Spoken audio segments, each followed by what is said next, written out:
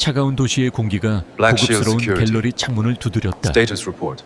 권진혁은 흠잡을 데 없는 검은색 정장을 입고 있었지만 그의 자세는 일반적인 VIP 경호원과는 미묘하게 달랐다. 그는 그림자처럼 존재하며 공간을 지배하려 하지 않고 오히려 공간에 스며들었다.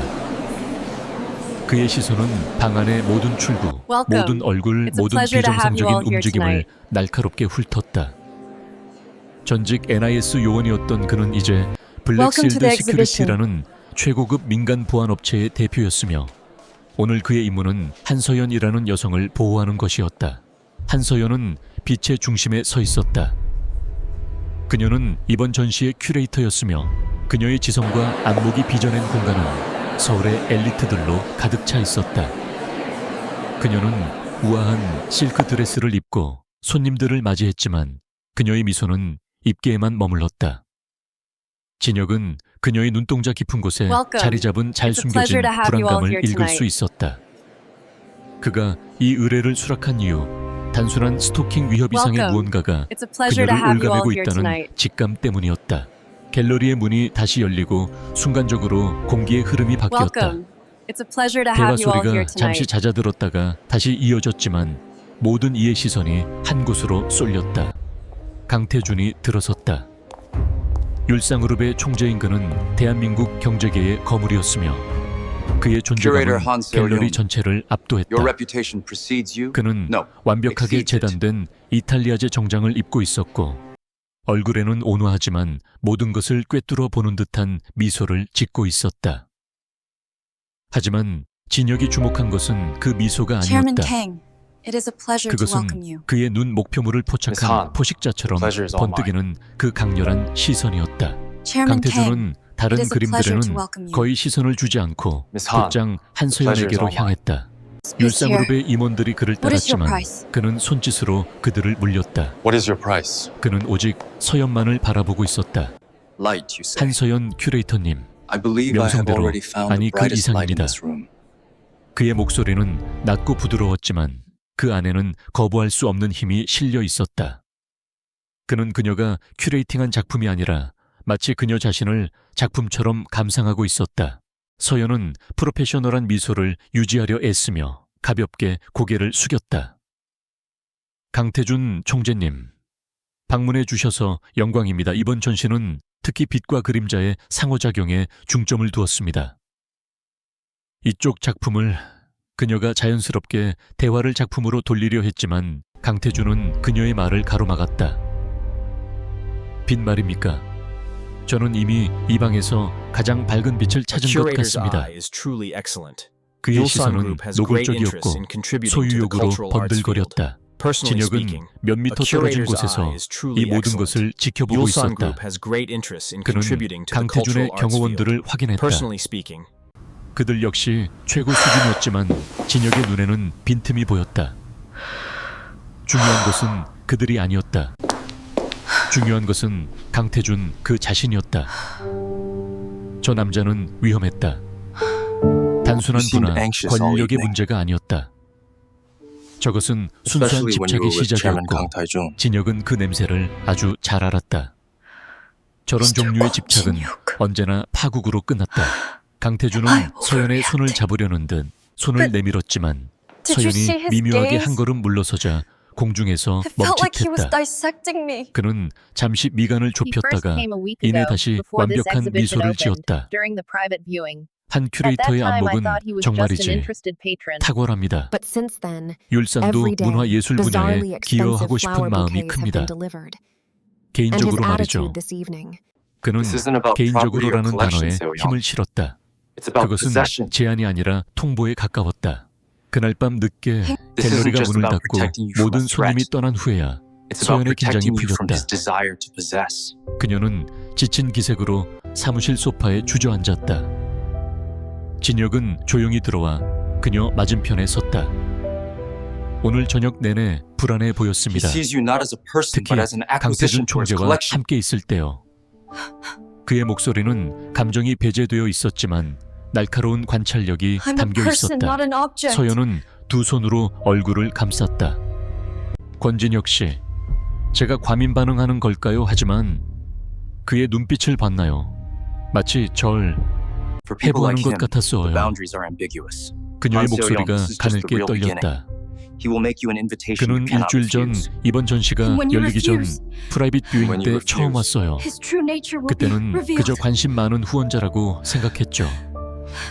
하지만 그 이후로 매일같이 기괴할 정도로 값비싼 꽃다발이 배달돼요. 그리고 오늘 저녁의 그 태도는 진혁은 고개를 끄덕였다. 과민 반응이 아닙니다. 강태준은 당신을 원하고 있습니다.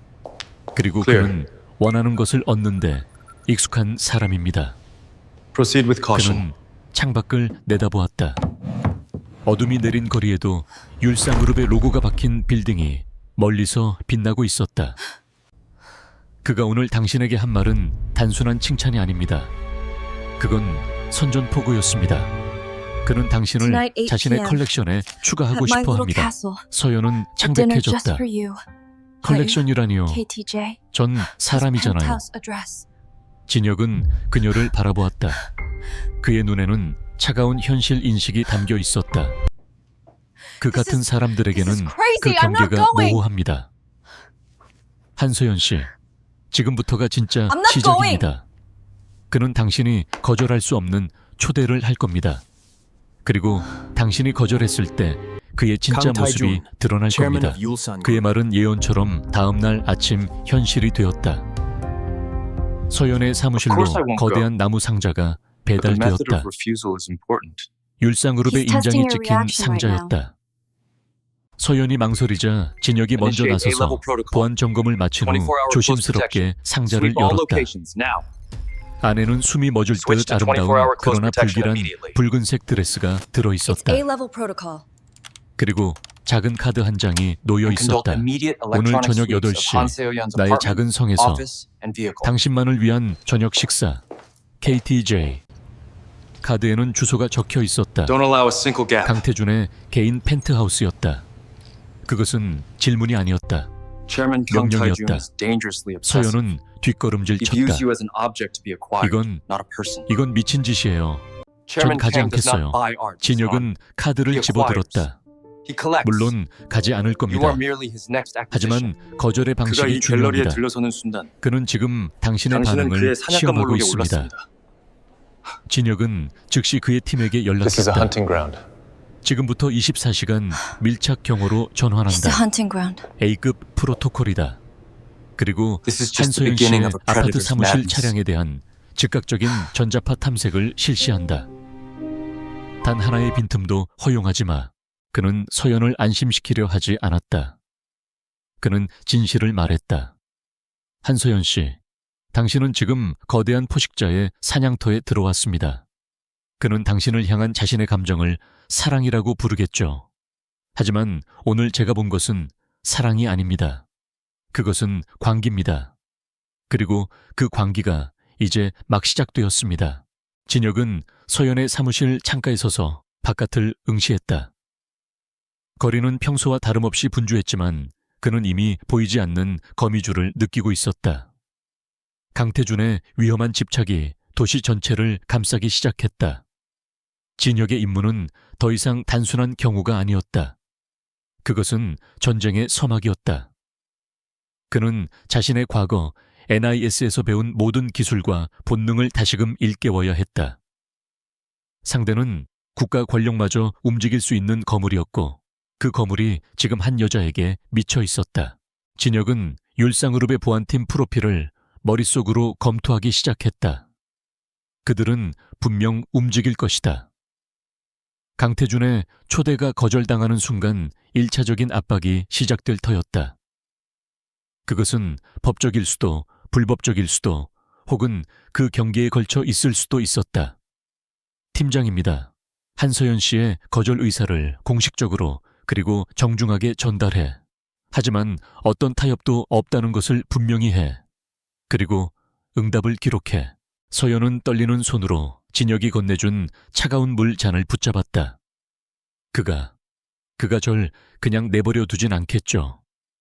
진혁은 그녀의 눈을 똑바로 바라보았다. 그의 눈빛은 흔들림 없었고 그 어떤 거짓된 위로도 담겨 있지 않았다. 절대 그럴 일 없을 겁니다. 그는 당신을 시험하고 당신의 주변을 무너뜨리고 당신을 고립시킬 겁니다. 당신이 기댈 곳이 오직 그 자신뿐이라고 믿게 만들 때까지요. 그는 자신의 재킷을 여몄다. 하지만 그가 한 가지 계산하지 못한 것이 있습니다. 서연이 물었다. 그게 뭔데요? 진혁의 입가에 아주 희미한, 거의 보이지 않는 미소가 스쳤다. 나라는 변수죠. 그는 당신이 이런 종류의 위협에 전문적으로 대응할 수 있는 사람을 고용했을 거라고는 상상도 못했을 겁니다. 그는 지금 당신을 약한 먹잇감으로 보고 있습니다. 우리는 그 오만함을 이용할 겁니다. 강태준의 펜트하우스. 서울의 야경이 발 아래 펼쳐진 그곳에서 강태준은 전화를 끊었다. 그의 비서가 방금 한서연의 정중하지만 단호한 거절 의사를 전달했다. 그는 와인잔을 천천히 돌렸다. 그의 얼굴은 여전히 평온했지만 그의 눈은 얼음장처럼 차가워졌다. 그래, 그녀는 순수한 만큼이나 고집이 세군. 그는 혼잣말을 했다. 하지만 괜찮아. 사냥감이 약간의 저항을 해야 더 재밌는 법이지. 그는 인터컴 버튼을 눌렀다. 문 실장, 들어와. 잠시 후 그림자처럼 조용한 남자가 방으로 들어섰다. 그는 율상그룹의 법무팀 소속이었지만 실제로는 강태준의 더러운 일을 처리하는 해결사였다. 총재님, 부르셨습니까? 강태준은 창밖을 바라보며 말했다. 한서연 큐레이터가 내 초대를 거절했네. 몸이 좋지 않다는군. 아주 상투적인 변명이야. 문 실장은 표정 변화사 없이 서 있었다. 어떻게 할까요? 계획한가요? 그녀가 왜 아픈지 알아봐야지. 강태준이 잔을 들었다. 그녀가 운영하는 갤러리 자금줄이 어떻게 되지? 최근에 투자받은 내역이 있나? 세무조사는 완벽하게 깨끗한 곳은 없지 않나?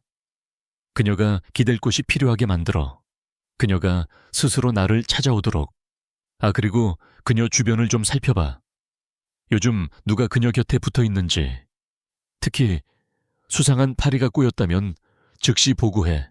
문 실장은 조용히 고개를 숙였다. 알겠습니다, 총재님. 그가 방을 나가자 펜트하우스에는 다시 정막이 흘렀다.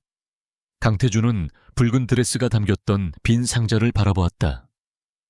서연 씨, 당신은 내 것이 되어야 해. 그것이 당신의 운명이야. 당신을 향한 내 사랑이 설령 광기라 불린다 해도 난 멈추지 않아. 그의 위험한 집착이 마침내 본격적으로 그 송곳니를 드러내기 시작했다. 같은 시각 진혁은 서연의 아파트 거실에서 노트북으로 무언가를 빠르게 타이핑하고 있었다. 그의 팀원들이 아파트 전체에 대한 정밀 스캔을 막 마친 참이었다. 팀장님, 나왔습니다. 한 요원이 작은 장치를 들고 다가왔다. 진혁의 표정이 굳어졌다. 그것은 그가 예상했던 것보다 훨씬 더 정교한 도청 장치였다. 군용 등급이었다. 이게 언제부터 있었지? 진혁이 낮게 물었다. 요원이 답했다. 최소 일주일 전입니다. 그녀가 강태준을 처음 만났다고 한 시점과 일치합니다. 진혁은 장치를 노려보았다. 이것은 단순한 스토커의 소행이 아니었다. 이것은 자본과 기술력, 그리고 법을 무시하는 오만함이 결합된 결과물이었다. 그는 서연을 돌아보았다. 그녀는 자신의 집이 침해당했다는 사실에 충격을 받아 하얗게 질려 있었다. 진혁은 그녀에게 다가가 도청 장치를 보여주지 않고 단호하게 말했다. 지금 당장 여길 떠나야겠습니다. 이곳은 더 이상 안전하지 않습니다. 어디로 가죠? 서연이 떨리는 목소리로 물었다. 진혁은 이미 비상계획을 가동하고 있었다. 제 안전가옥으로 갑니다. 그곳은 강태준도 그의 부하들도 찾지 못할 겁니다. 지금부터는 방역입니다. 한서연 씨, 당신은 더 이상 사냥감이 아닙니다. 우리는 이제 사냥꾼이 될 겁니다. 진혁의 눈이 차가운 분노로 타올랐다. 거대한 적과의 싸움이 이제 막 시작되고 있었다. 안전가옥은 서울 외곽의 한적한 곳에 위치한 겉보기에는 평범한 전원주택이었다. 하지만 그 평범한 외관은 두꺼운 방탄 유리와 최첨단 보안 시스템, 그리고 외부와 완벽히 차단된 통신망을 감추고 있었다. 권진혁은 한서연을 안으로 안내하며 말했다. 여기는 제 회사의 블랙 사이트 중 하나입니다. 율산의 정보망으로는 이곳을 찾는데 상당한 시간이 걸릴 겁니다. 설령 찾는다 해도 들어오는 것은 별개의 문제죠. 서연은 여전히 충격에서 벗어나지 못한 채 소파에 앉았다. 자신의 집 가장 사적인 공간이 그렇게 철저하게 유린당했다는 사실이 그녀를 공포에 떨게 했다. 진혁은 방금 회수한 도청 장치를 테이블 위에 늘어놓았다. 단순한 기성품이 아니었다. 몇몇은 군용으로 분류되거나 특정 기관에서만 사용하는 고성능 장비였다. 이 정도 수준의 장비를 사용했다는 건 그가 처음부터 당신을 단순한 흥미 대상으로 본 게 아니라는 뜻입니다. 그의 팀원 중 한 명이 노트북 화면을 그에게 돌렸다. 팀장님, 아파트 주변 CCTV와 차량 블랙박스 영상을 확보했습니다. 지난 일주일간 최소 3팀이 24시간 교대로 한서연 씨를 감시했습니다.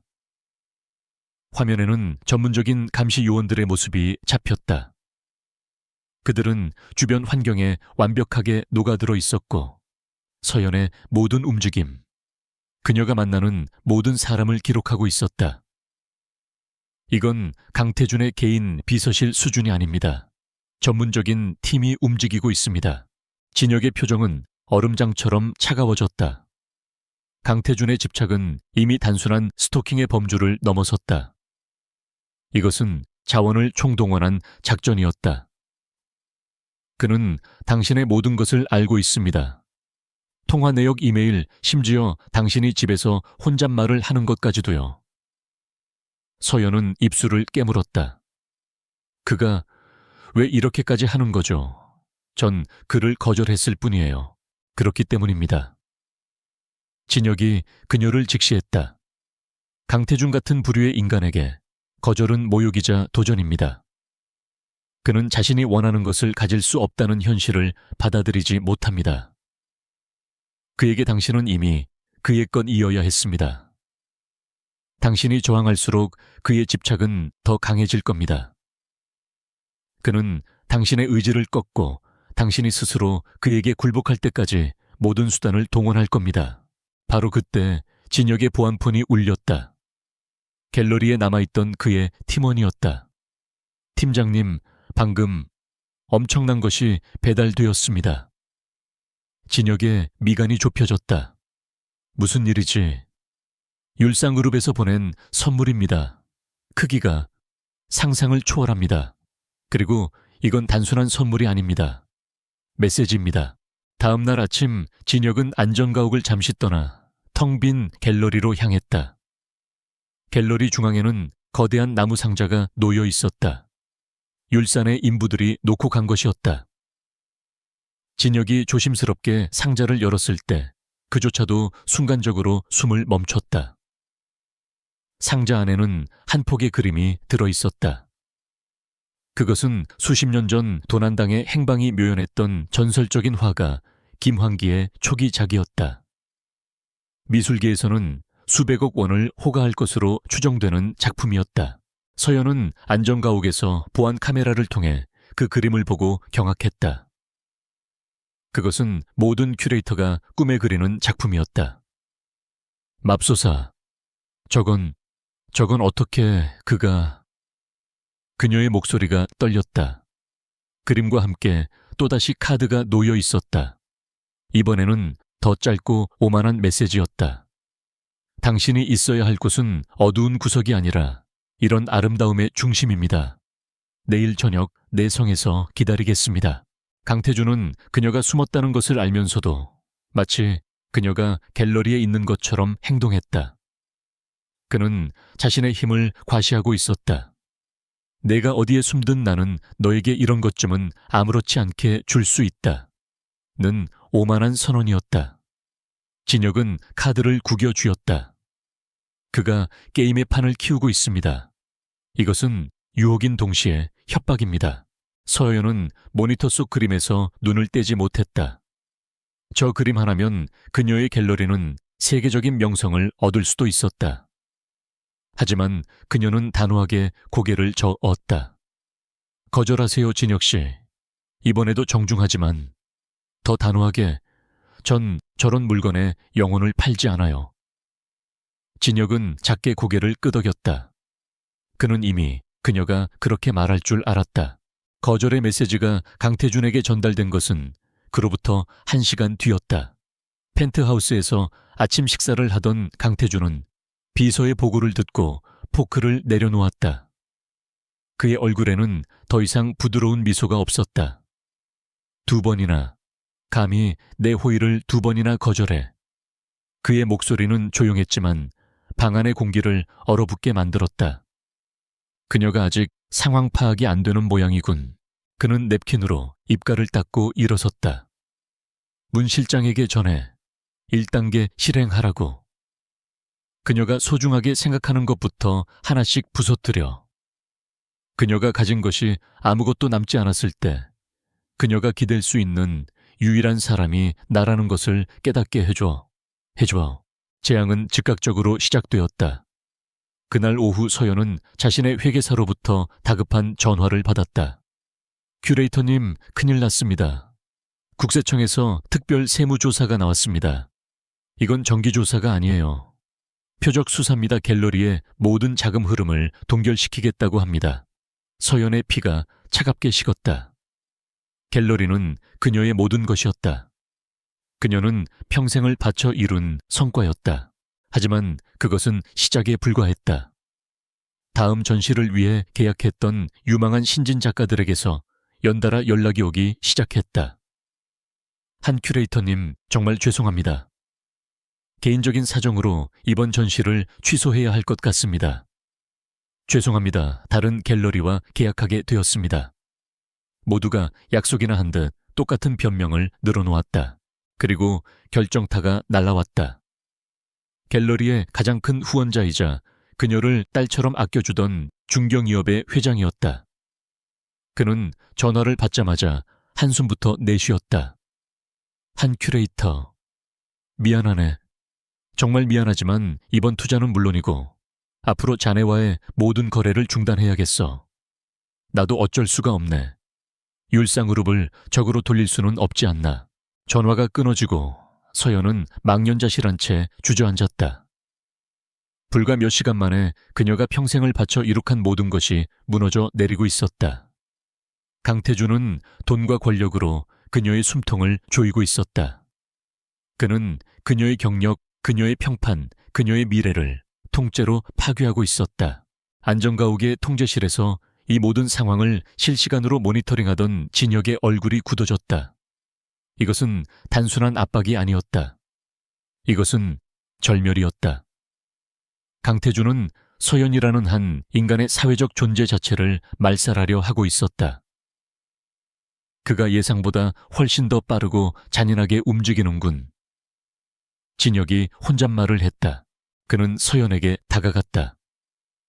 그녀는 무릎에 얼굴을 묻고 떨고 있었다. 이게 현실인가요? 모든 게 끝났어요. 진혁은 그녀 앞에 무릎을 꿇고 앉았다. 아닙니다. 끝나지 않았습니다. 그의 목소리는 낮고 단호했다. 이것이 그가 원하는 그림입니다. 당신을 절망의 구렁텅이로 몰아넣고 그가 구원의 손길을 내밀게 하는 것. 그가 당신의 유일한 희망인 것처럼 보이게 만드는 고전적인 심리전입니다. 그는 서연의 어깨를 가볍게 잡았다. 한서연 씨, 그는 당신의 갤러리를 부술 수 있고 당신의 돈줄을 막을 수 있습니다. 하지만 그가 부술 수 없는 것이 있습니다. 바로 당신 자신입니다. 그리고 나입니다. 진혁은 자리에서 일어섰다. 그의 눈에는 분노와 함께 차가운 결의가 서려 있었다. 그는 자신의 힘을 과시하며 우리를 궁지로 몰아넣었습니다. 이제 우리 차례입니다. 진혁은 자신의 노트북을 열었다. 화면에는 율상그룹의 복잡한 지배구조와 관련된 인물들의 사진이 떠 있었다. 그가 당신의 세계에 균열을 냈다면 우리는 그의 제국에 구멍을 낼 겁니다. 그는 전화를 걸었다. 나 권진혁이다. 예전에 자네에게 빚진 거 오늘 갚아야겠어. 율상그룹 강태준에 대한 모든 자료가 필요해. 묻혀버린 스캔들, 비자금 내역 약점, 그가 숨기고 싶어 하는 모든 것. 지금 당장 진혁은 창밖의 어둠을 바라보았다. 강태준은 자신의 막강한 힘으로 첫 번째 균열을 만들어냈지만 그것은 동시에 치명적인 실수였다. 그는 진혁이라는 존재를 너무 얕봤다. 그는 자신이 상대하는 이가 단순한 경호원이 아니라 자신과 같은 혹은 그 이상의 어둠을 다룰 줄 아는 그림자라는 것을 알지 못했다. 두 번째 균열은 이제 진혁이 만들 차례였다. 권진혁은 안전가옥의 지하 전자파가 완벽히 차단된 분석실에 앉아 있었다. 테이블 위에는 한서연의 아파트에서 수거한 도청 장치들이 분해된 채 놓여 있었다. 그는 확대경을 통해 정교한 회로 기판을 들여다보았다. 이것은 시중에서 구할 수 있는 물건이 아니었다. 특정 군용 주파수를 사용하도록 개조되었고 전력 효율을 극대화하기 위한 맞춤형 칩이 박혀 있었다. 누군가 상당한 자본과 기술력을 투입한 증거였다. 그는 이 장비의 신호 패턴에서 희미한 서명을 발견했다. 과거 NIS에서 적대국의 사이버 침투를 추적할 때 보았던 것과 유사한 방식이었다. 강태준이 혹은 그가 고용한 자가 이런 수준의 기술을 사용하고 있다는 사실이 진혁의 등골을 서늘하게 했다. 이것은 단순한 민간인 사찰을 넘어선 거의 준군사적 작전에 가까웠다. 진혁은 보안 회선에 연결된 자신의 특수 제작 노트북을 열었다.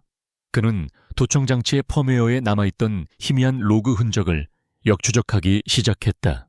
신호는 예상대로 수십 개의 해외 프록시 서버를 거치며 세탁되고 있었다. 하지만 진혁은 사냥개처럼 끈질기게 그 뒤를 쫓았다. 그는 가상의 미끼 데이터를 흘려 서버의 방어 체계를 자극했고 그 반응 패턴을 분석해 실제 경로를 좁혀나갔다.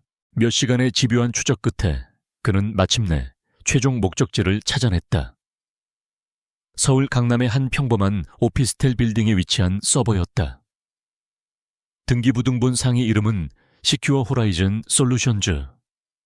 서류상으로는 평범한 IT 보안 컨설팅 회사였지만 진혁이 율상그룹의 계열사 목록과 대조하자 즉시 연결고리가 드러났다. 율산캐피탈이 100% 지분을 소유한 위장 자회사였다. 강태준의 그림자 부대가 그곳에 있었다. 같은 시각 시큐어 호라이즌 솔루션즈의 심장부에 위치한 통제실. 문 실장이 차가운 눈으로 수십 개의 모니터를 응시하고 있었다. 그는 율상그룹 법무팀 소속이었지만 그의 진짜 임무는 강태준 총재의 가장 어두운 욕망을 집행하는 것이었다. 그의 팀원들은 한서연의 행방을 놓친 것에 대해 긴장한 상태였다. 그녀는 경호원과 함께 연기처럼 사라졌다. 그녀의 아파트는 전문가의 손길로 깨끗하게 청소되어 있었다. 아파트 주변의 모든 CCTV를 훑어봤지만 그들의 이동 경로를 특정할 수 없습니다. 그들은 사각지대만 골라서 움직였습니다. 차량도 대포차일 가능성이 높습니다. 한 요원의 보고에 문 실장은 대답하지 않았다. 그는 실패를 용납하지 않았고 이 상황은 명백한 실패였다. 강태준 총재의 분노가 이미 느껴지는 듯했다. 바로 그때 조용하던 통제실에 날카로운 경고음이 울렸다. 메인 서버의 방화벽에 비정상적인 접근 시도가 감지되었다. 외부 침입입니다. 한 요원이 외쳤다. 문 실장은 즉시 자신의 콘솔로 달려갔다. 침입자는 일반적인 해커가 아니었다. 그는 방화벽의 가장 취약한 포트를 노골적으로 두드리는 대신 시스템 로그 파일에 정상적인 관리자 접근처럼 위장하여 스며들고 있었다. 이건 짐승의 움직임이 아니야. 유령이다. 문 실장은 빠르게 키보드를 두드려 역추적을 시도했다. 하지만 침입자는 그의 움직임을 예상한 듯 그가 방어벽을 세우는 족족 다른 경로로 우회했다. 이것은 무차별적인 공격이 아니라 정확한 목표 서버의 소유주 정보를 향한 외과 수술 같은 침투였다. 몇 분간의 숨막히는 디지털 공방전이 이어졌다. 문 실장은 침입자를 가두기 위해 허니팟 함정을 설치했다. 침입자가 가짜 정보에 접근하는 순간 그의 위치를 파악할 수 있는 함정이었다. 그러나 침입자는 허니팟을 눈앞에 두고 정확히 1밀리초 전에 멈췄다.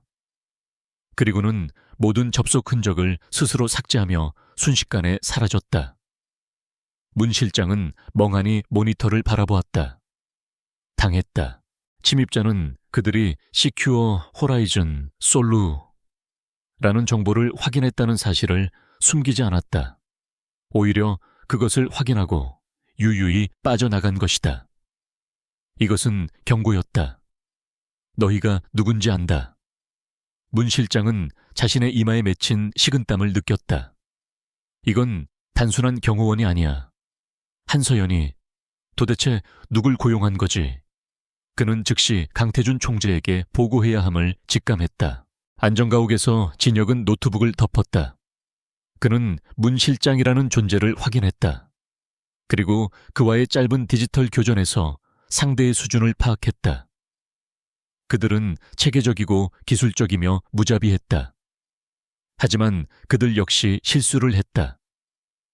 자신들의 기술력을 너무 과신한 나머지 자신들과 동등하거나 그 이상의 실력을 가진 상대가 존재할 수 있다는 가능성을 무시했다.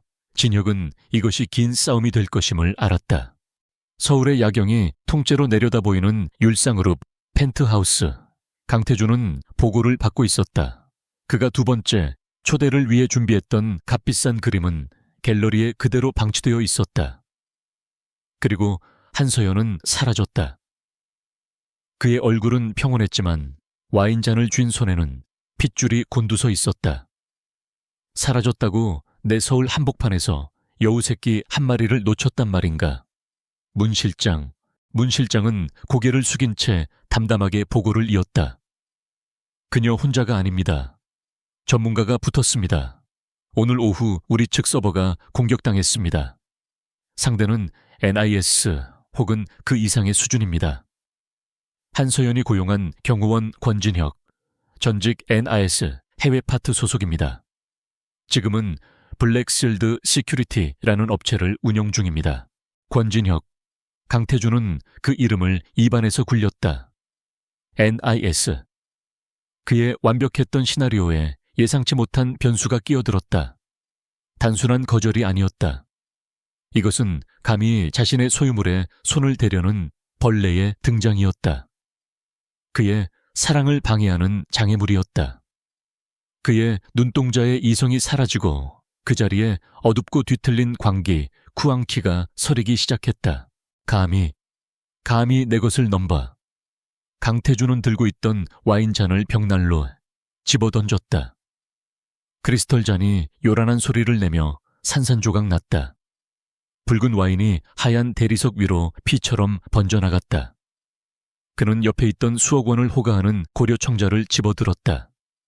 그것은 그가 가장 아끼는 컬렉션 중 하나였다. 내가 사랑을 주겠다는데 감히 도망을 쳐. 그리고 웬 놈이 그걸 도와. 그는 청자를 바닥에 내동댕이 쳤다. 파편이 사방으로 튀었다. 문 실장 내 말이 들리나? 네 총재님. 문 실장은 미동도 없이 대답했다. 강태준은 숨을 거칠게 몰아쉬며 자신의 넥타이를 거칠게 풀어헤쳤다. 그의 눈은 충혈되어 있었다. 그년이 아직 내 사랑의 깊이를 모르는 모양이군. 좋아. 가르쳐주지. 그는 방 한가운데 놓인 르네상스 시대의 조각상을 향해 걸어갔다. 그 권진혁이라는 놈, 그놈의 모든 것을 빼앗아 그의 회사, 그의 평판, 그의 돈줄. 그놈이 감히 나에게 맞선 대가가 무엇인지 뼈저리게 느끼게 해. 그가 가진 것을 모두 부숴버려. 그는 조각상을 밀어 넘어뜨렸다. 무거운 대리석상이 바닥에 부딪히며 둔탁한 파열음을 냈다.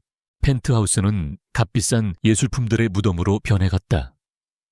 강태준은 그 잔의 한가운데 서서 웃기 시작했다.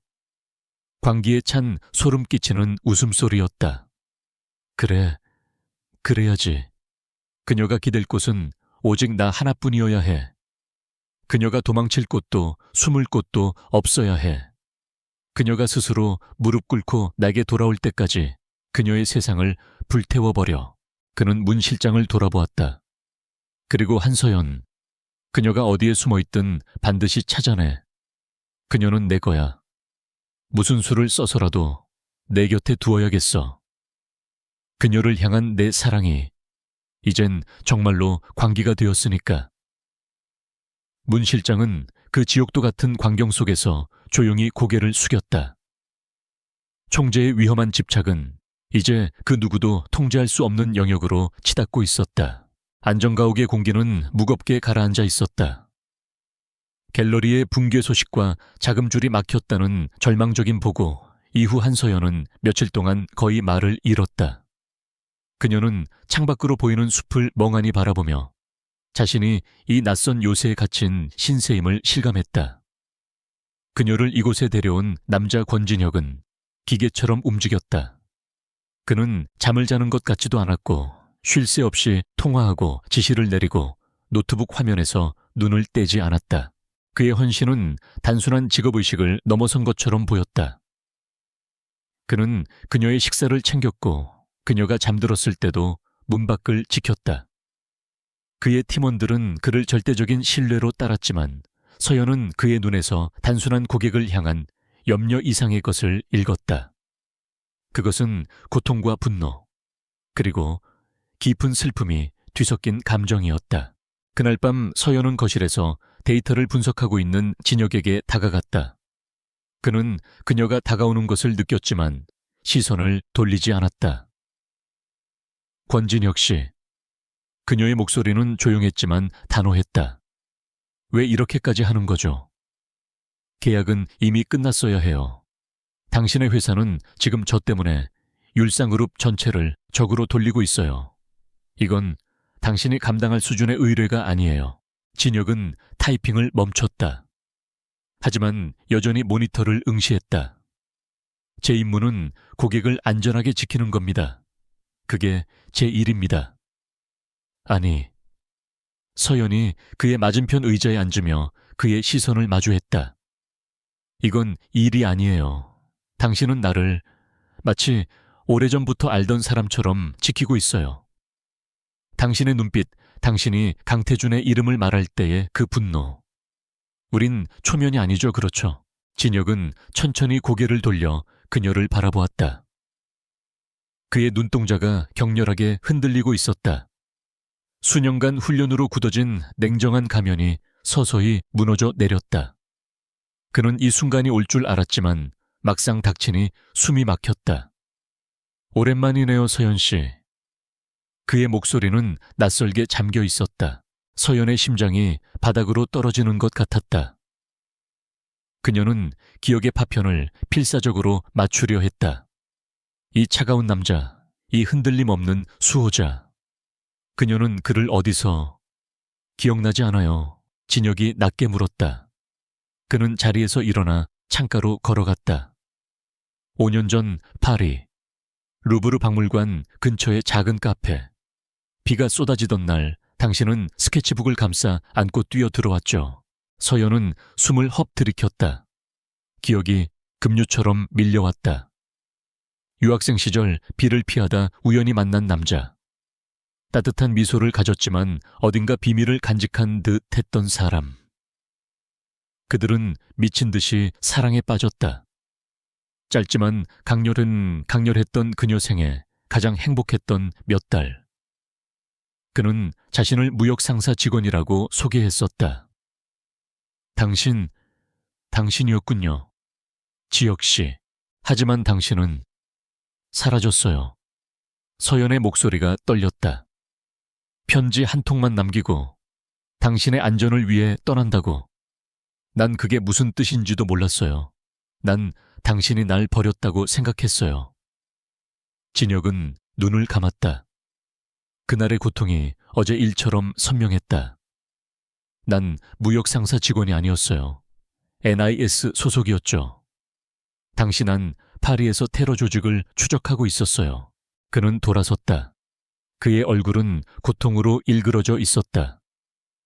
그들이 내 뒤를 밟았고 당신의 존재를 알게 됐어요. 그들은 당신을 이용해 날 협박하려 했어요. 당신이 머물던 아파트 근처에서 폭발이 있었죠. 기억합니까? 가스 누출 사고로 처리됐지만 사실 그건 나를 향한 경고였어요. 그들의 타겟은 당신이었어요.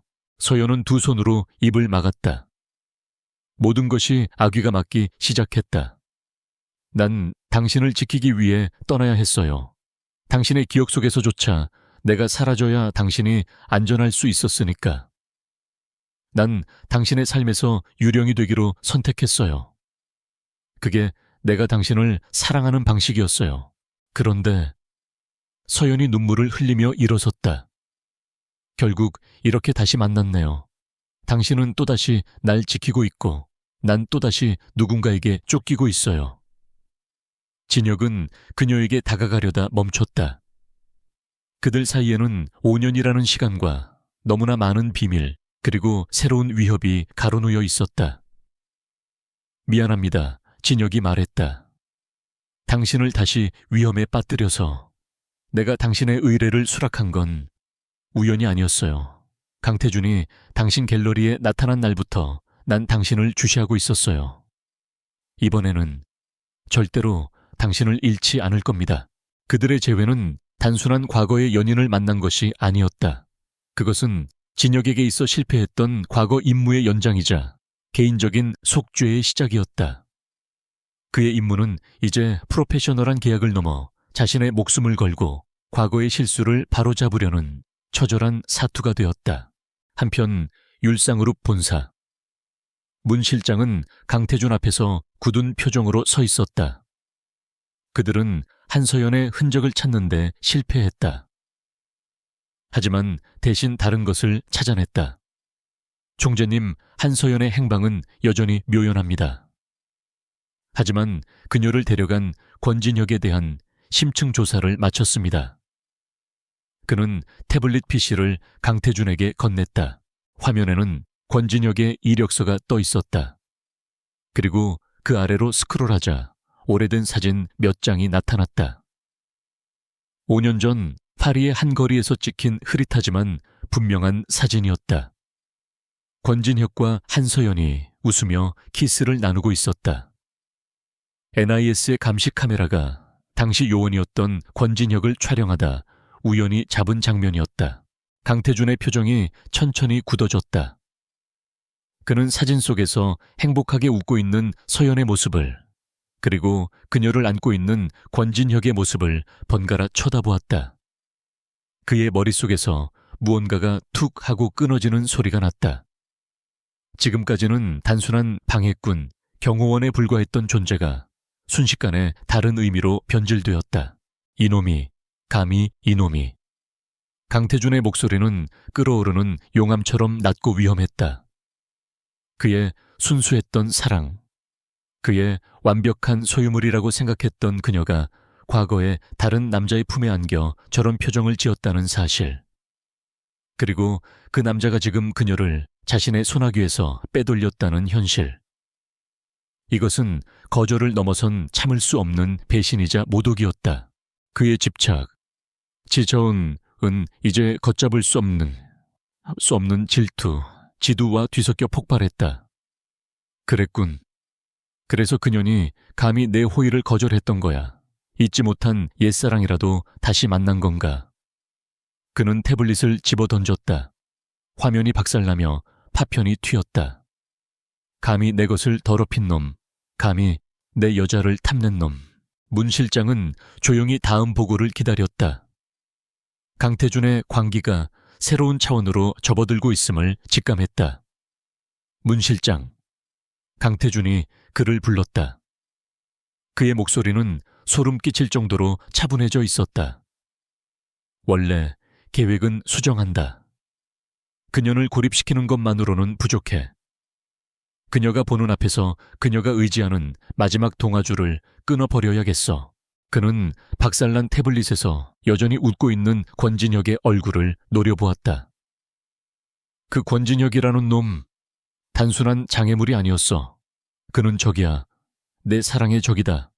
그가 한서연에게서 모든 것을 앗아간 것처럼 나도 그에게서 모든 것을 앗아올 것이다. 아니, 그 이상이 필요해. 강태준은 창밖의 도시를 바라보았다. 문 실장, 그놈이 다시는 일어설 수 없도록, 설 수 없도록 이 바닥에서 숨조차 쉴 수 없도록 만들어. 그리고 그래도 안 된다면 그의 눈이 번뜩였다. 물리적으로 제거하는 것도 망설이지 마. 그녀는 알아야 해. 그녀의 유일한 구원자는 나 강태준뿐이라는 것을. 과거의 망령 따위가 아니라는 것을. 그의 위험한 집착은 이제 한서연뿐만 아니라 그녀의 과거 연인이었던 권진혁을 향한 살해로 변모했다. 두 남자 사이에 보이지 않는 전쟁이 이제 막 피비린내 나는 서막을 올리고 있었다. 강태준의 광기, 어린 분노는 얼음처럼 차가운 명령으로 구체화되었다. 그는 문 실장에게 권진혁을 제거하라고 지시했다. 이것은 더 이상 경고나 사업상의 압박이 아니었다. 그것은 명백한 살인 지시였다. 강태준은 자신의 사랑을 방해하는 유일한 장애물이자 한서연의 과거라는 오점을 지닌 그 남자를 이 세상에서 지워버리기로 결심했다. 그의 질투는 이제 완전한 소유욕과 살해로 변질되었다. 문 실장은 총재의 명령을 기계적인 효율성으로 받아들였다. 그는 권진혁이 보통 내기가 아님을 이미 파악하고 있었다. 전직 NIS 최고 요원을 상대로 사고를 위장하는 것은 고도의 정밀함과 압도적인 힘을 필요로 했다. 그는 권진혁이 안전가옥에 영원히 숨어 지내지 않을 것임을 알았다. 반격을 준비하기 위해서든 정보를 수집하기 위해서든 그는 반드시 움직여야 했다. 문 실장은 그 순간을 기다렸다. 기회는 예상보다 빨리 찾아왔다. 진혁은 율상그룹의 비자금 흐름을 추적하던 중 과거 NIS 시절의 정보원과 긴급히 접선해야 할 필요성을 느꼈다. 이 정보원은 율산의 자금 세탁에 깊숙이 관여되어 있었고 그가 가진 장부가 결정적인 증거가 될 수 있었다. 약속 장소는 인천항 근처의 인적이 드문 폐공장이었다. 위험을 알았지만 그는 가야만 했다. 진혁은 서연에게는 일상적인 보안 점검이라고 둘러대고 팀원들에게는 안전가옥의 방어 태세를 최고 수준으로 유지하라고 지시했다. 그는 방탄 처리된 자신의 검은색 세단을 몰고 어둠 속으로 나섰다. 그가 안전가옥의 방형 5km를 벗어나는 순간 그의 차량은 이미 문 실장의 감시망에 포착되었다. 목표물 이동, 사냥을 시작한다. 문 실장은 이 작전을 위해 율산의 보안팀이 아닌 외부 용병들을 고용했다. 실패의 흔적을 남기지 않기 위해서였다. 진혁이 외곽 고속도로에 진입하자 미리 대기하고 있던 2대의 검은색 SUV가 그의 뒤에 바짝 붙었다. 동시에 그의 앞에는 거대한 덤프트럭이 속도를 늦추며 경로를 막아섰다. 완벽한 샌드위치 함정이었다. 진혁은 즉시 위협을 감지했다. 100미러에 비친 SUV는 일반 차량이 아니었다. 전조등이 불법 개조되어 있었고 운전자의 실루엣은 비정상적으로 긴장되어 있었다. 그는 속도를 높여 트럭을 추월하려 했지만 트럭이 거대한 몸체로 차선을 막아섰다. 동시에 뒤따르던 SUV 한 대가 그의 차측면을 거칠게 들이받았다. 광졸하는 굉음과 함께 진혁의 세단이 휘청거렸다. 방탄 처리가 아니었다면 차체는 종이장처럼 구겨졌을 것이다. 진혁은 훈련받은 반사신경으로 간신히 차량의 제어력을 되찾았다. 하지만 두 번째 SUV가 반대편에서 접근하며 그의 차를 중앙분리대 쪽으로 밀어붙이기 시작했다. 그들의 목적은 분명했다. 고속에서 그를 전복시키거나 다가오는 교각에 충돌시키려는 것이었다. 이런 젠장. 진혁은 이를 악물었다. 그는 핸들을 격렬하게 꺾어 자신을 밀어붙이던 SUV의 앞바퀴를 쳤다. 상대가 균형을 잃고 주춤하는 사이 그는 가속 페달을 끝까지 밟았다. 엔진이 비명을 질렀다. 하지만 덤프트럭이 바로 앞에 있었다. 트럭이 급브레이크를 밟으며 거대한 강철 벽처럼 앞을 가로막았다. 피할 곳이 없었다. 진혁은 본능적으로 판단했다. 정면 충돌은 즉사였다.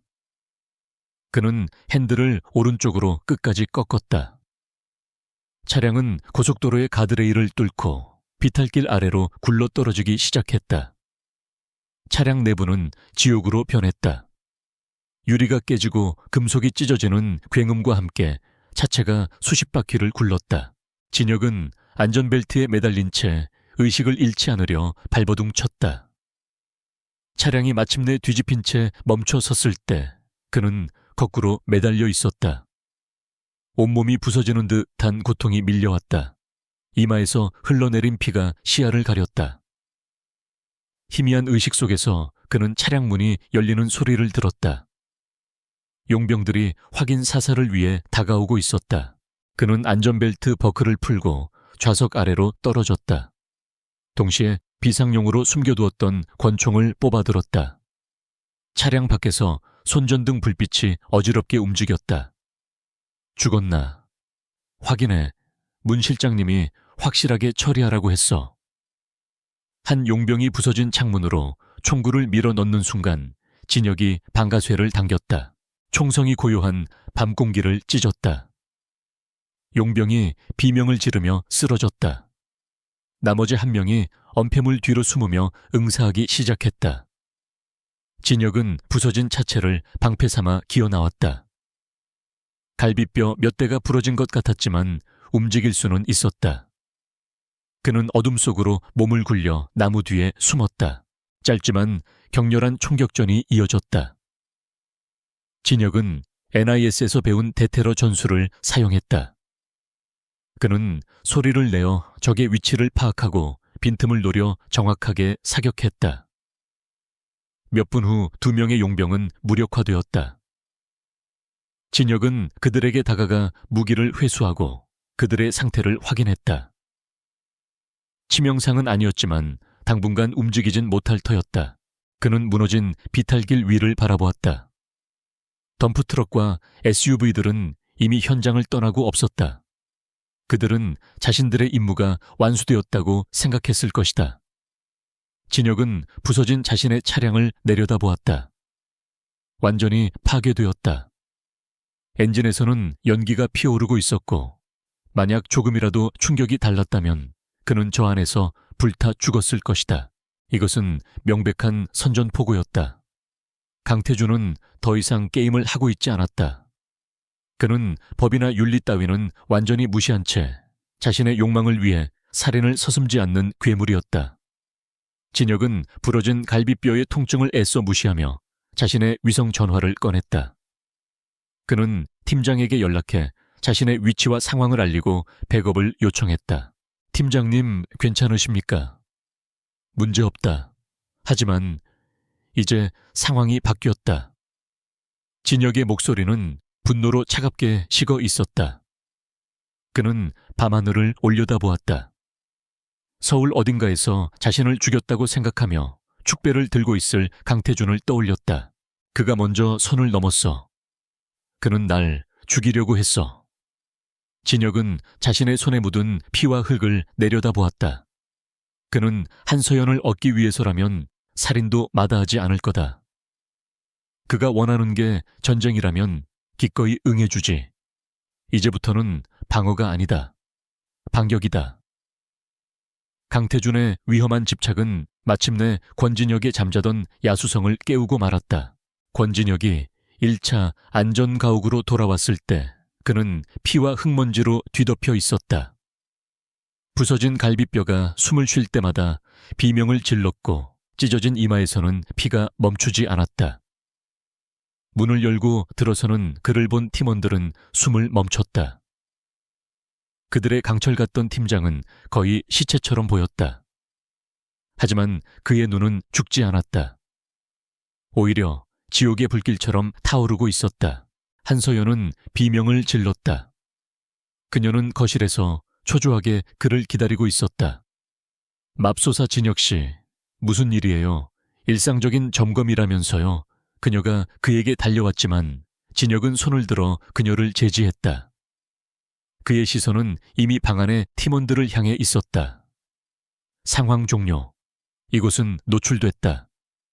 10분 내로 모든 장비 회수하고 이동한다. 지금 당장. 아무도 질문하지 않았다. 팀원들은 즉각적으로 움직였다. 서버의 하드디스크가 제거되고 통신 장비가 해체되었다. 진혁은 비틀거리며 의료 키트가 있는 곳으로 걸어갔다. 그는 고통을 잊으려는 듯 지혈제를 상처에 쏟아부었다. 서연이 떨리는 손으로 그를 부축하려 했다. 병원에 가야 해요. 지금 당장. 병원은 함정이다. 진혁이 차갑게 말했다. 그는 통증을 참으며 젖은 셔츠를 찢어냈다. 그의 옆구리는 끔찍한 보라색과 검은색으로 물들어 있었다. 그들은 내가 죽었거나 최소한 심각한 부상을 입었다고 생각할 거다. 지금쯤 그들은 도시의 모든 응급실을 주시하고 있겠지. 그는 서연의 어깨를 붙잡았다. 그의 눈은 그녀의 공포를 꿰뚫어 보았다. 날 믿어요. 그들은 10분도 차이 되지 않아 안전가옥을 떠났다. 이번에는 눈에 띄지 않는 평범한 배달용 밴이었다. 진혁은 진통제를 몇 알 삼키고 직접 운전대를 잡았다. 서연은 그의 옆에서 숨을 죽였다. 그는 서울을 벗어나 불빛 하나 없는 어두운 시골길로 차를 몰았다. 그들은 몇 시간을 더 달렸고 마침내 강원도의 깊은 산속 지도에도 나오지 않는 비포장도로 끝에 멈춰 섰다.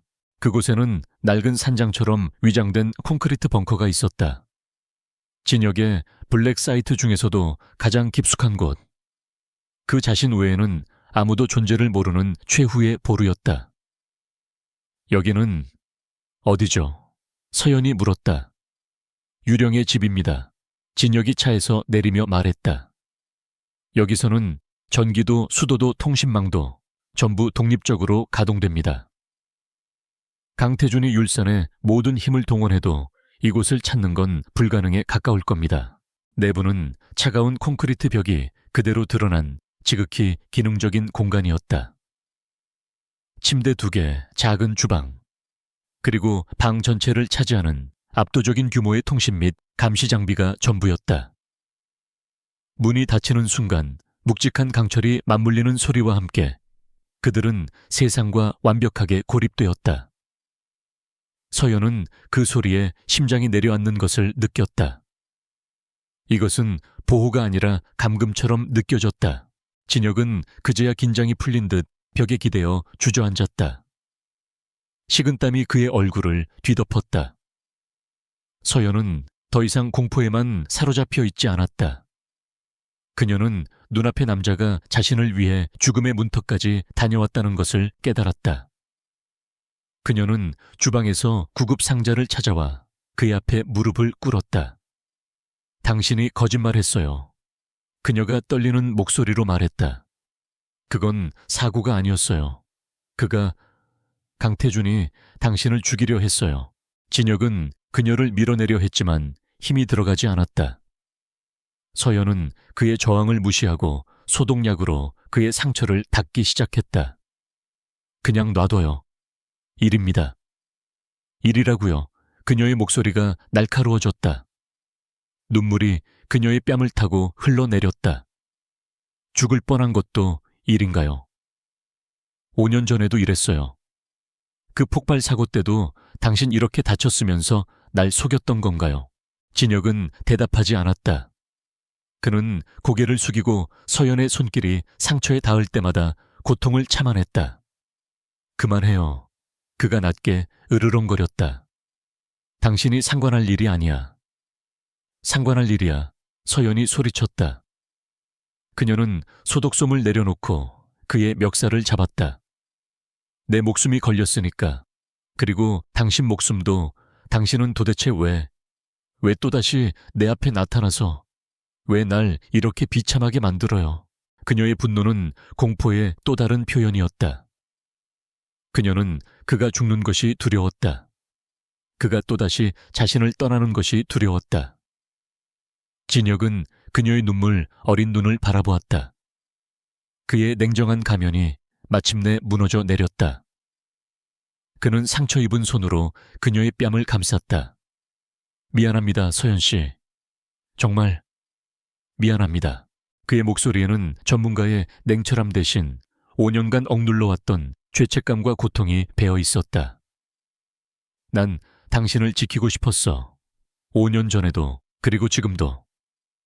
하지만 난 또다시 당신을 이 지옥으로 끌어들였어. 그는 고개를 떨궜다. 당신 말이 맞아요. 강태준은 날 죽이려 했어요. 그리고 그는 멈추지 않을 겁니다. 내가 살아있는 한, 그리고 당신이 내 곁에 있는 한, 서연은 흐느꼈다. 그녀의 분노는 사라지고 절망적인 공포가 밀려왔다. 그럼 우린 어떻게 해요? 도망쳐야 해요. 이 나라를 떠나서 아무도 우릴 찾지 못하는 곳으로 가요. 진혁은 천천히 고개를 저었다. 그의 눈에는 상처의 고통보다 더 깊은 결의가 서려 있었다. 도망은 소용없어요. 강태준 같은 부류는 지구 끝까지 쫓아올 겁니다. 도망치는 건 내가 5년 전에 했던 일이야. 그리고 그 결과가 바로 지금 우리 모습입니다. 그는 서연의 손을 잡았다. 그는 당신을 원해요. 하지만 이제 그건 단순한 집착이 아니에요. 그건 내가 당신 곁에 있다는 사실에 대한 분노. 감히 자신의 것을 탐냈다는 질투심에 불타는 광기입니다. 그는 당신을 차지하기 위해서가 아니라 나를 파괴하기 위해서 당신을 이용할 겁니다. 그는 당신이 보는 앞에서 날 무너뜨릴 겁니다. 고립된 벙커, 안두 사람의 숨소리만이 공기를 채웠다. 서연은 이 남자가 자신을 보호하기 위해 어떤 각오를 하고 있는지 비로소 깨달았다. 이것은 과거의 사랑 때문만은 아니었다.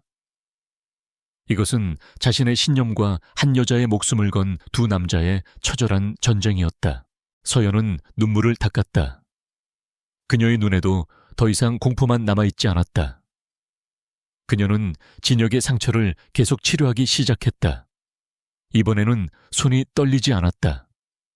당신은 혼자가 아니에요, 진혁 씨. 그녀가 조용히 말했다.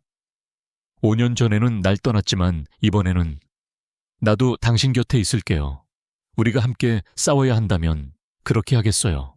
진혁은 그녀를 바라보았다. 절망의 늪에서 피어나는 작은 용기였다. 그는 그녀의 손 위에 자신의 손을 겹쳤다. 강태준은 내가 죽었다고 생각할 겁니다. 적어도 며칠 동안은요. 그 시간 동안 우린 방역을 준비해야 합니다. 그가 내 차를 부쉈다면 난 그의 제국을 부술 겁니다. 그의 목소리는 차분했지만 그 안에는 강태준의 광기에 맞설 만큼이나 강력한 결의가 담겨 있었다. 깊은 산속 벙커는 완벽한 고요함 속에 잠겨 있었다. 강태준과 문 실장이 보기에는 권진혁이라는 남자는 불타버린 차와 함께 비탈길 아래로 사라진 혹은 치명상을 입고 어딘가에서 죽어가고 있는 존재일 터였다. 문 실장은 조금 더 신중했지만 강태준은 자신의 승리를 의심하지 않았다. 그는 권진혁이 사라졌으니 한서연이 기댈 곳은 오직 자신뿐이며 그녀가 절망 속에서 곧 모습을 드러낼 것이라 확신했다. 그 오만함이 바로 진혁이 기다리던 시간이었다. 진혁은 부러진 갈비뼈에 압박 붕대를 감은 채 벙커의 통신 장비 앞에 앉아 있었다. 그의 몸은 고통을 호소했지만 그의 정신은 얼음장처럼 차갑고 날카로웠다. 지금부터는 단순한 경호가 아니었다. 이것은 반격이었고 반격은 정보에서 시작됐다. 그는 일반적인 인터넷망이 아닌 오직 그만이 아는 군용위성을 경유하는 암호화된 채널을 열었다. 화면의 녹색에 커서가 깜박였다. 그는 짧은 메시지를 입력했다. 프로메테스 불이 필요하다. 몇 분의 정적이 흘렀다. 그리고 응답이 왔다. 그리스의 신이 아니라면 대가는 비쌀 텐데. 유령. 유령은 NIS 시절 진역의 코드네임이었고 프로메테스는 그가 가장 신뢰했던 전직 NIS 분석가이자 지금은 어둠 속에서 정보를 거래하는 최고의 프리랜서 정보 브로커 박기태였다. 진역은 타이핑을 이어갔다. 율상그룹 강태준. 그의 발목을 자를 수 있는 모든 것. 자금 여자, 마약. 아니, 그런 시시한 것 말고 그를 한 방에 보낼 수 있는 살인이나 그에 준하는 증거가 필요하다. 시간은 72시간. 박기태의 답장은 빨랐다. 미척군 유령, 율산을 건드리다니. 그건 용의 둥지를 쑤시는 게 아니라 용의 심장을 뜯으려는 짓이다. 그가 널 죽일 거야. 이미 시도했지. 진역이 짧게 답했다. 잠시 침묵이 흘렀다. 살아있었군. 알겠다. 대가는 율산이 무너졌을 때 그 금고에서 가장 빛나는 것으로 하지. 찾아보겠다. 하지만 강태준은 깨끗해. 적어도 표면적으로는. 표면 아래를 파.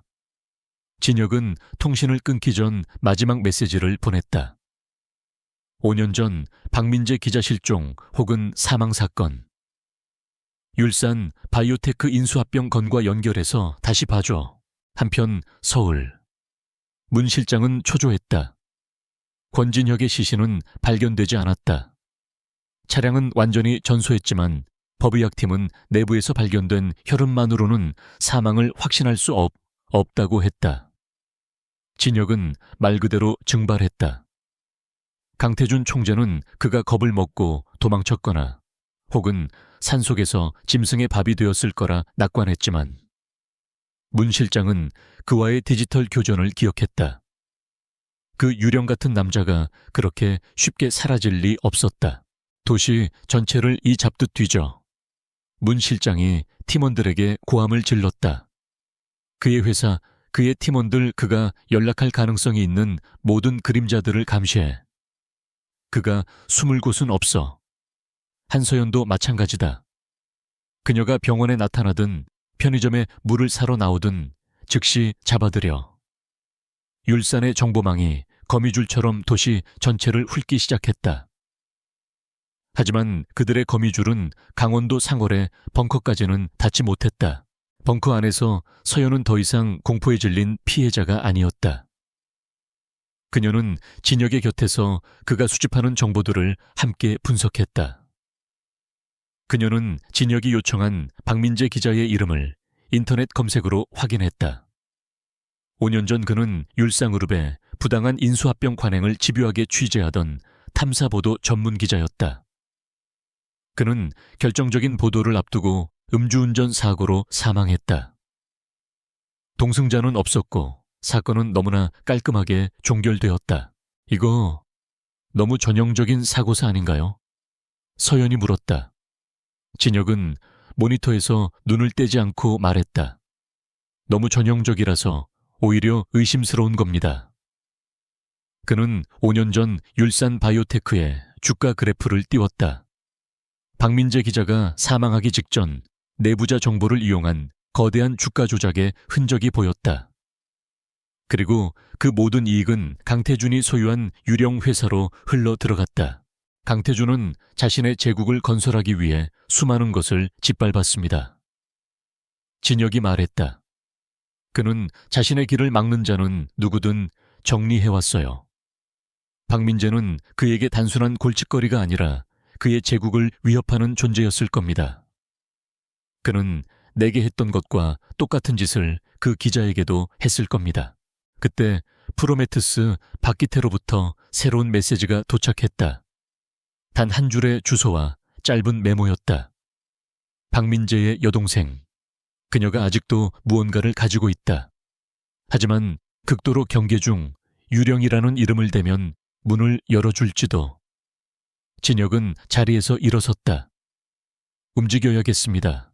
서연이 그를 막아섰다. 안 돼요. 당신 몸 상태로는, 그리고 밖은 위험해요. 여기서 기다리는 것만으로는 아무것도 바뀌지 않습니다. 진혁이 단호하게 말했다. 박민재 기자의 여동생이 결정적인 증거를 가지고 있을 겁니다. 강태준을 무너뜨릴 수 있는 무기 말입니다. 그는 내가 죽었다고 생각하고 있어요. 지금이 유령처럼 움직일 수 있는 유일한 기회입니다. 진혁은 다시 한번 어둠 속으로 스며들 준비를 했다. 그는 팀원들에게 연락해 박민재 기자의 여동생 박수진이 운영하는 작은 서점 주변의 감시망을 확인했다.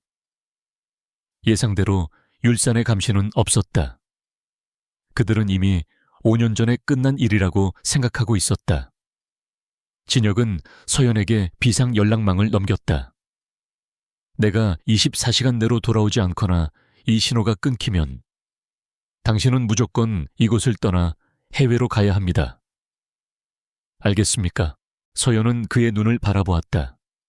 그 안에는 죽음을 각오한 자의 결의가 서려 있었다. 그녀는 고개를 끄덕였다. 조심해요, 진혁 씨. 유령은 잡히지 않습니다. 진혁은 벙커의 두꺼운 강철문을 열고 다시 밤의 그림자 속으로 사라졌다. 그는 더 이상 도망자가 아니었다. 그는 강태준의 심장을 겨누는 칼날이었다.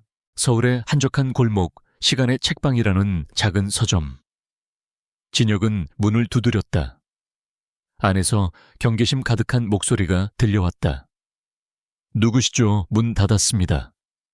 박수진 씨, 5년 전 당신의 오빠가 남긴 것을 찾으러 왔습니다. 유령이 보냈다고 전해 들었습니다. 잠시 침묵이 흘렀다. 그리고 자물쇠가 풀리는 소리가 들렸다.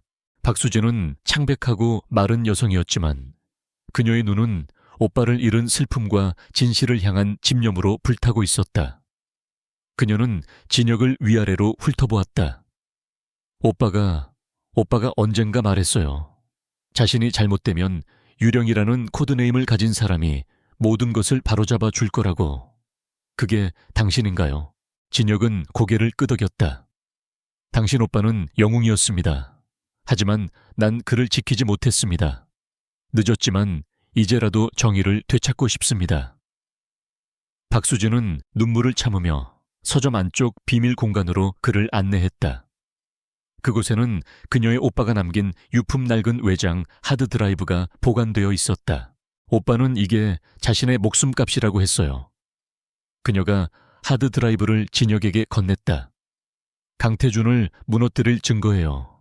그가 직접 박민재 기자를 처리하라고 지시하는 녹음 파일. 그리고 율산의 비자금 장부 원본입니다. 진혁은 하드드라이브를 받아 들었다. 그것은 단순한 데이터가 아니었다. 그것은 한 남자의 목숨이었고 거대한 제국을 무너뜨릴 수 있는 핵폭탄이었다. 그가 서점을 나서는 순간 그의 휴대폰이 울렸다. 프로메테스였다. 유령 늦었어. 문 실장이 네가 살아있다는 걸 눈치챈 것 같다.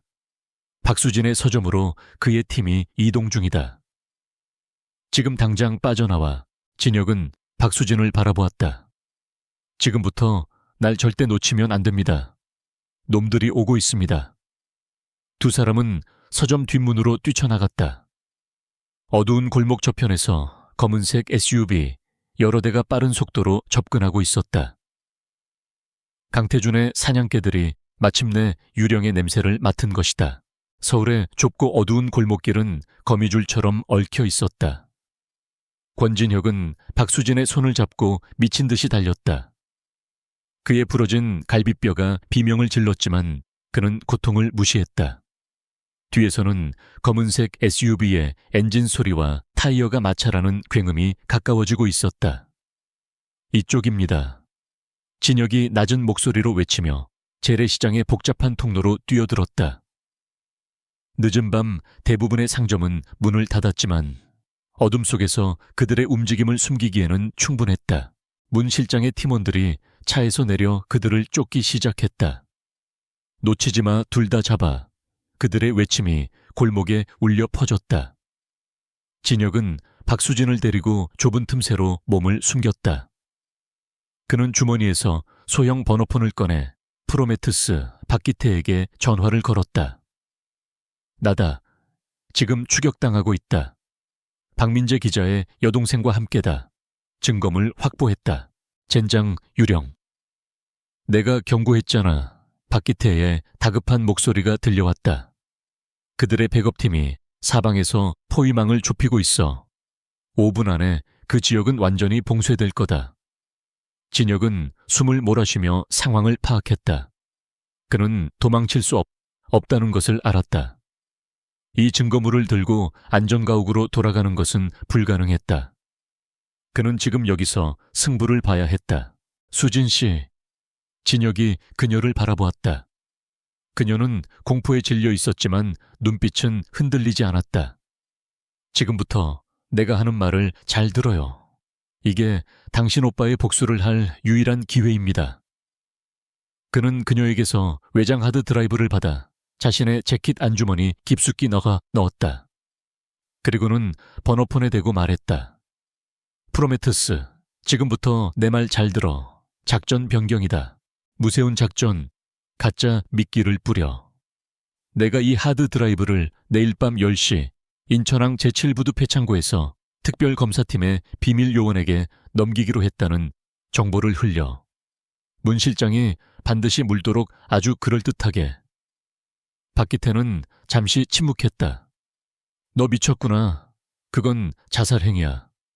그놈들이 널 산채로 잡으러 올 거다. 그래야 해. 진혁이 단호하게 말했다. 그들이 나를 잡는데 모든 전력을 집중하게 만들어야 해. 그래야 우리가 진짜를 움직일 수 있어. 그는 박수진에게 자신의 다른 번호폰을 건넸다. 이 전화기는 절대 켜지 마요. 내가 연락할 때까지. 지금부터 내 팀원이 당신을 안전한 곳으로 데려갈 겁니다.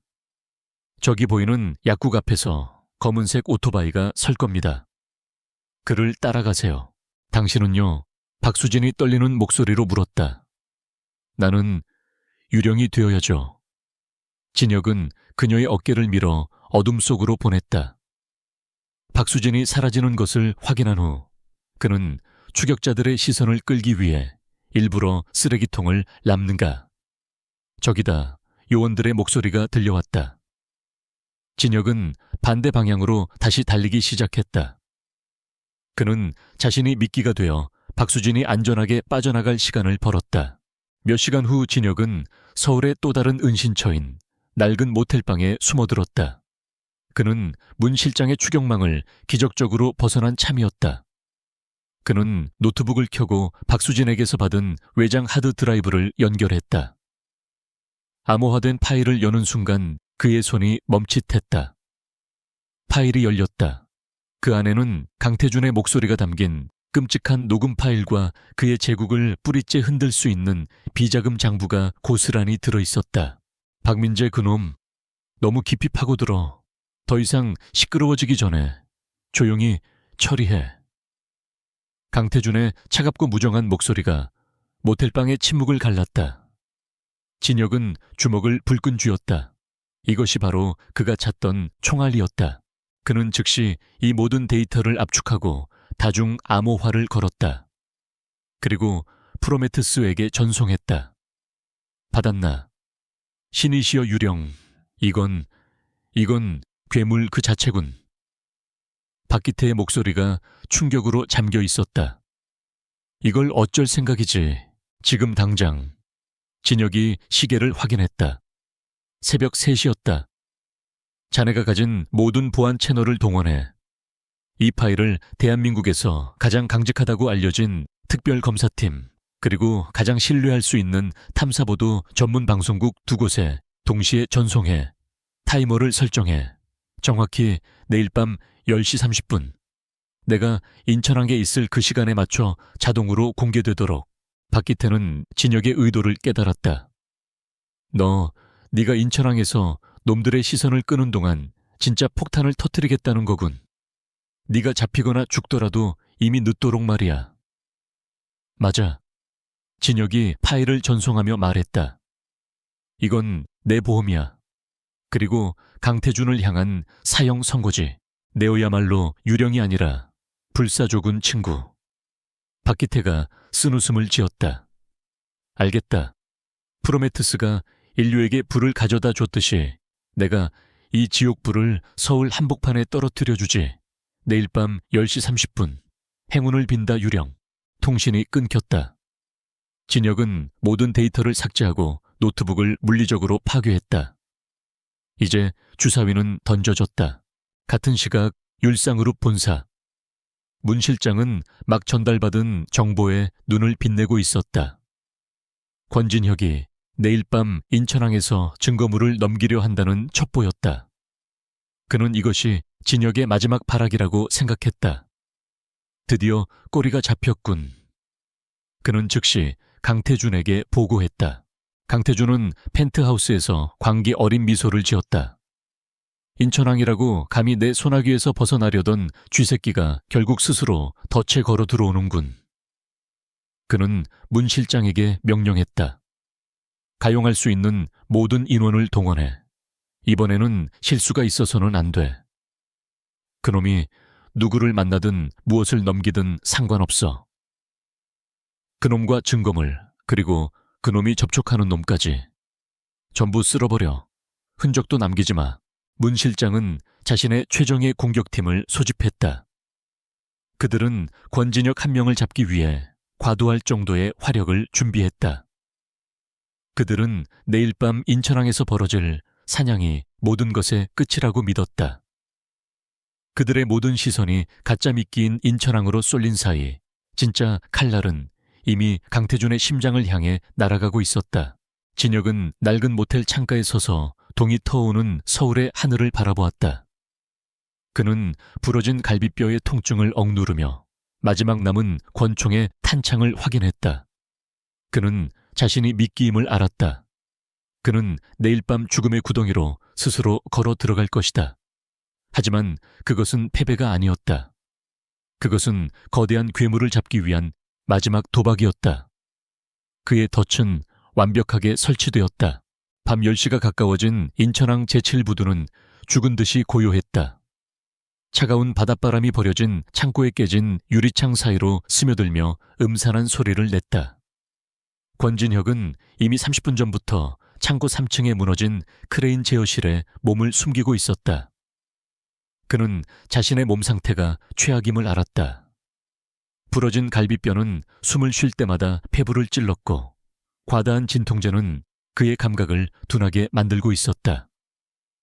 하지만 그의 정신은 그 어느 때보다 날카롭게 깨어 있었다. 그는 강태준과 문 실장이 이 미끼를 물 것이라 확신했다. 그들의 오만함이 그렇게 만들 것이다. 권진혁이라는 벌레가 감히 마지막 발악을 하는 현장을 직접 짓밟고 싶어 할 터였다. 그는 자신의 손목시계를 내려다보았다. 9시 58분.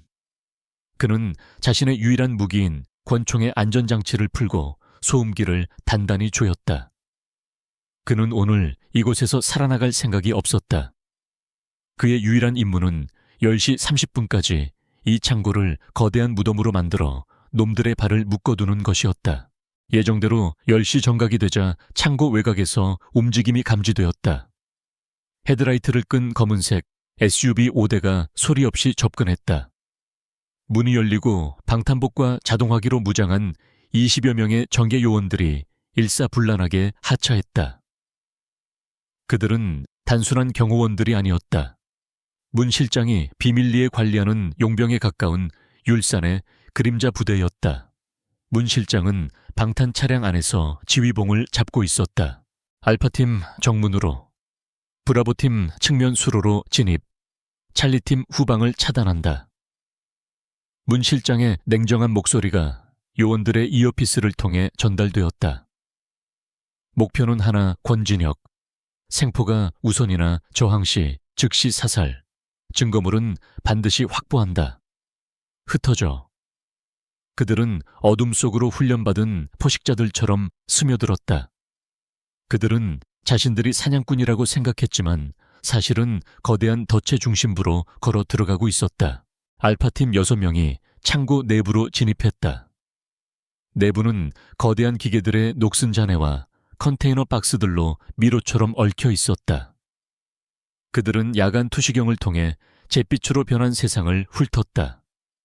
목표물 흔적 없음, 이동 경로 확인. 선두 요원이 속삭이며 모퉁이를 도는 순간 위에서 강철 와이어가 그의 목을 감았다.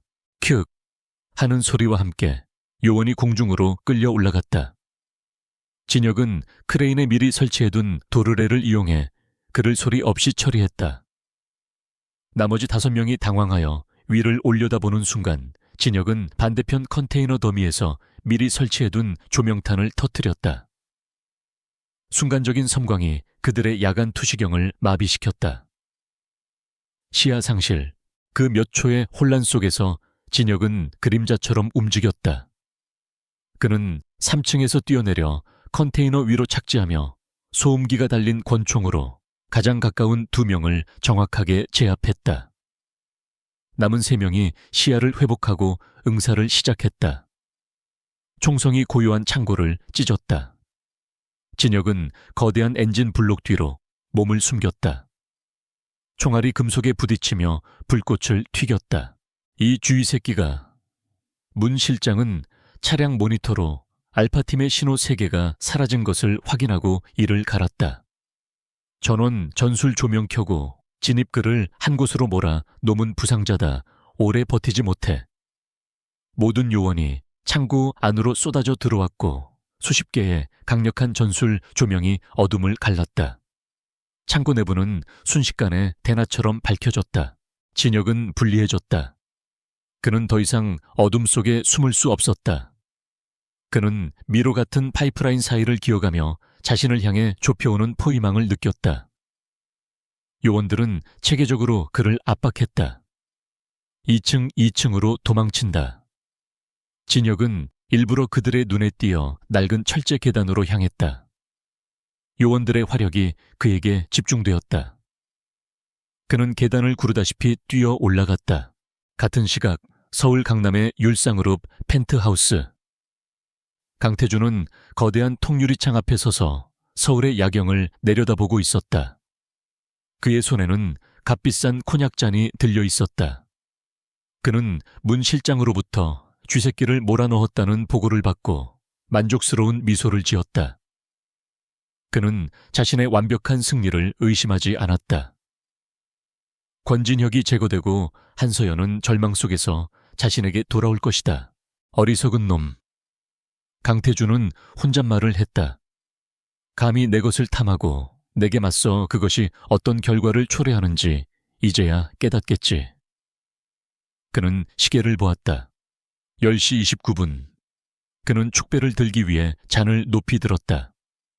너의 사랑은 광기였지만 나의 사랑은 운명이다, 서연아. 정확히 10시 30분. 그가 콘약을 입에 대려던 순간 그의 뒤에 있던 수십 개의 TV 화면 중 하나가 바뀌었다. 속보, 브레이킹 뉴스라는 붉은 자막이 화면을 뒤덮었다. 긴급 속보입니다. 본 방송국은 방금 율상그룹 강태준 총재의 5년 전 박민재 기자 살인교사 혐의가 담긴 충격적인 녹음 파일을 입수했습니다. 강태준의 손이 허공에서 멈췄다. 잔이 바닥으로 떨어져 박살났다. 그는 천천히 돌아섰다. 모든 채널이 약속이나 한 듯이 똑같은 뉴스를 내보내고 있었다. 그리고 그의 목소리가 흘러나왔다. 박민재 그놈 조용히 처리해. 이어서 율산의 비밀 비자금 장부 내역이 화면을 가득 채웠다. 이게 무슨... 강태준의 얼굴이 하얗게 질렸다. 이것은 불가능했다.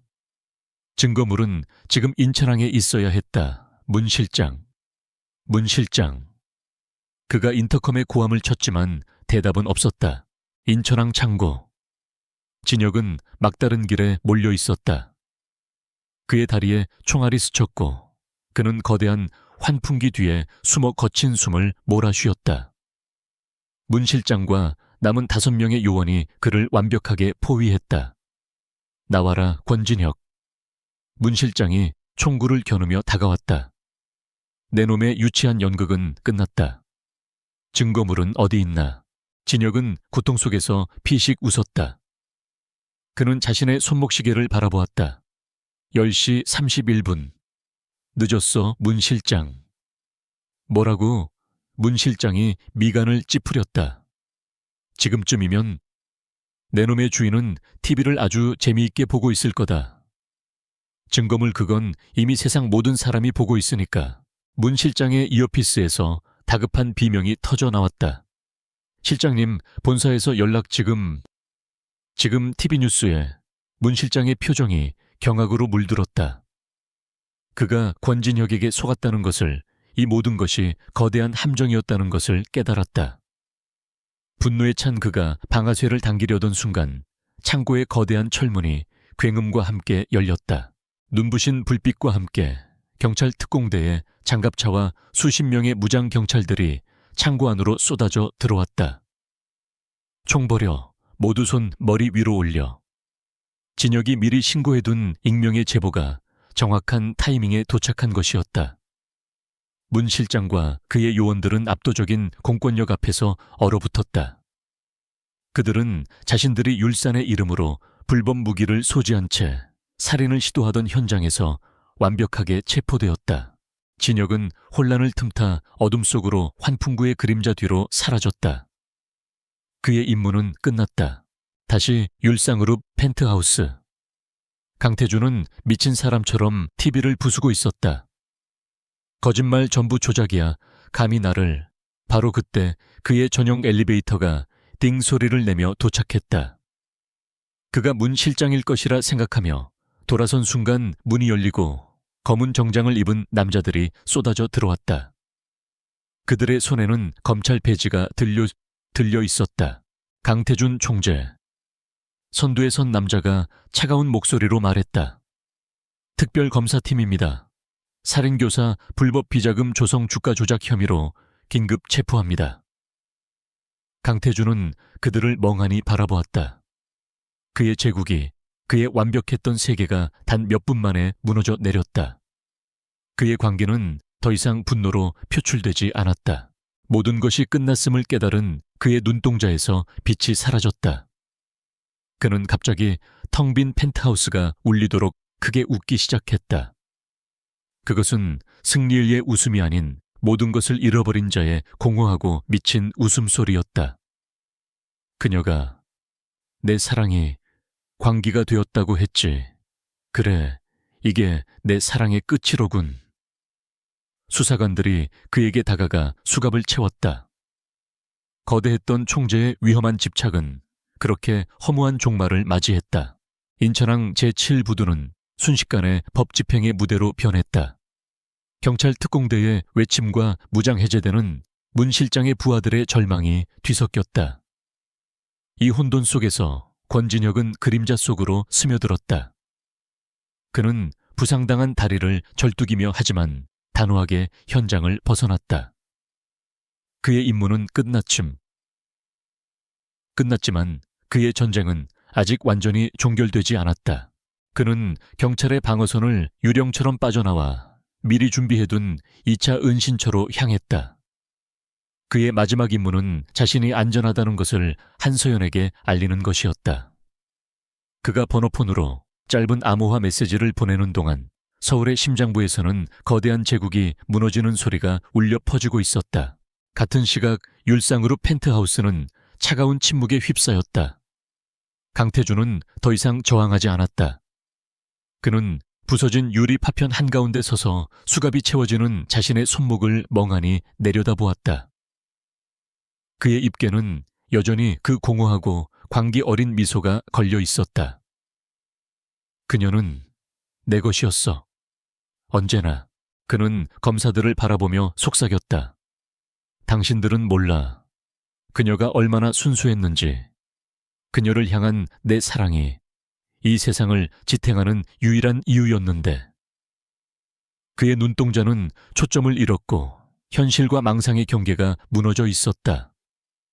그의 집착은 마침내 그의 이성을 완전히 삼켜버렸다. 그는 사랑이 아니라 소유욕의 노예였다. 율산의 총재 강태준은 그렇게 무너졌다. 총성이나 폭력이 아니라 자신의 뒤틀린 욕망의 무게에 짓눌려 스스로 파멸했다. 그의 위험한 집착은 그가 그토록 원했던 여인이 아니라 그 자신을 파괴하는 것으로 끝을 맺었다. 그는 검사들에게 끌려가며 마지막까지 한서연의 이름을 짐승처럼 중얼거렸다. 그 후 몇 주 동안 대한민국은 율산게이트라는 거대한 태풍에 휩쓸렸다. 강태준의 구속은 시작에 불과했다. 그가 저지른 살인교사, 천문학적인 규모의 비자금, 그리고 정관계 로비의 추악한 실체가 연일 헤드라인을 장식했다. 거대한 권력의 카르텔이 그 모습을 드러냈다. 문 실장은 인천항에서 불법 무기 소지 및 살인 미수 현행범으로 체포되었다. 그는 강태준이 무너졌다는 소식을 듣고 모든 것을 자백했다. 그 안에는 5년 전 박민재 기자를 사고로 위장해 살해한 전모가 포함되어 있었다. 그의 증언은 강태준의 남은 방어막을 완전히 무너뜨렸다. 거대했던 율상그룹은 모래성처럼 무너져 내렸다. 주가는 폭락했고 계열사들은 줄줄이 매각 절차에 들어갔다. 한 남자의 뒤틀린 광기가 대한민국 경제의 한 축을 무너뜨린 순간이었다. 사람들은 충격에 휩싸였지만 동시에 늦게나마 정의가 실현되었다는 사실에 안도했다. 박민재 기자의 억울한 죽음도 5년 만에 명예를 되찾았다. 그리고 한 달 뒤 따뜻한 봄볕이 내리쬐는 한강공원. 권진혁은 더 이상 그림자 속에 있지 않았다. 그는 편안한 캐주얼 차림으로 벤치에 앉아 있었다. 그의 부러진 갈비뼈는 거의 아물었고 얼굴과 다리의 상처도 희미한 흉터로만 남았다. 그는 더 이상 쫓기는 유령이 아니었다. 저 멀리서 한서연이 걸어왔다. 그녀 역시 어두운 벙커 속에 겁에 질린 피해자가 아니었다. 밝은색 원피스를 입은 그녀의 얼굴에는 평온함이 깃들어 있었다. 그녀는 진혁의 옆에 조용히 앉았다. 두 사람 사이에는 한동안 말이 없었지만 그 침묵은 어색하지 않았다. 그것은 지옥을 함께 건너온 이들만이 나눌 수 있는 깊은 이해와 유대감이었다. 정말 끝난 건가요? 서연이 먼저 입을 열었다. 그녀의 목소리는 강물처럼 잔잔했다. 진혁은 천천히 고개를 끄덕였다. 끝났습니다. 강태준은 재판을 받고 있고 종신형을 피하지 못할 겁니다.